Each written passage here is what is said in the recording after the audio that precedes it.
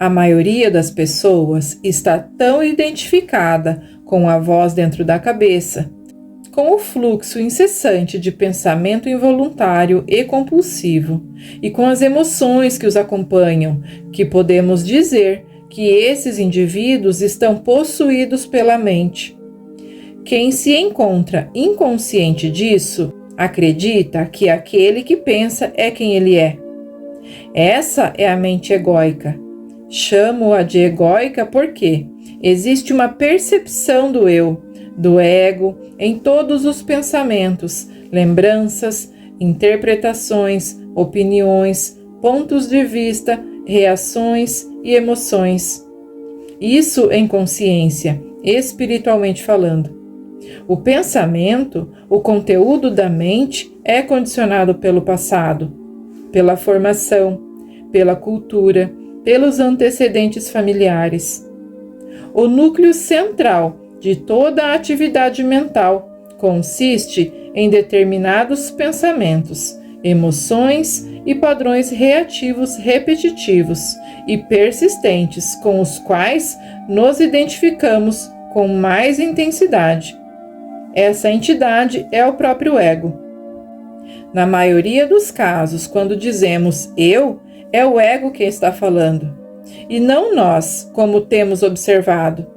O ego compõe-se de pensamentos e emoções, de uma série de lembranças que reconhecemos como eu e minha história, de papéis habituais que desempenhamos sem saber e de identificações coletivas, como nacionalidade, religião, raça, classe social e orientação política.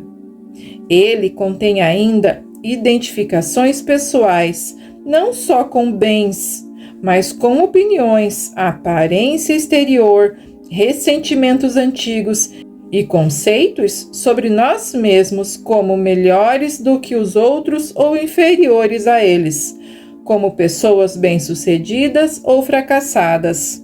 O conteúdo do ego varia de pessoa para pessoa. No entanto, todo o ego funciona de acordo com a mesma estrutura. Em outras palavras, os egos diferem apenas na superfície. No fundo, eles são todos iguais.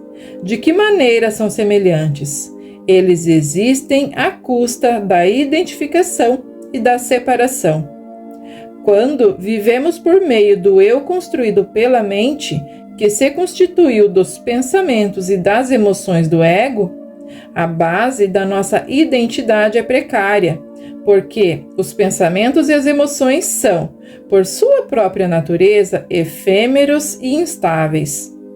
Assim, todo o ego está continuamente lutando pela sobrevivência, tentando se proteger e aumentar de tamanho.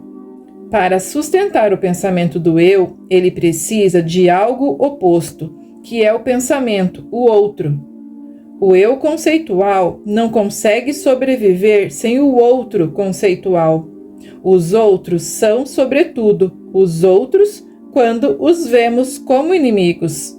Numa extremidade da escala desse padrão egóico de consciência, situa-se o hábito compulsivo de encontrarmos defeitos nas pessoas e nos queixarmos delas. Jesus referiu-se a isso quando disse: "Por que vês tu o argueiro no olho do teu irmão e não reparas na trave que está no teu olho?"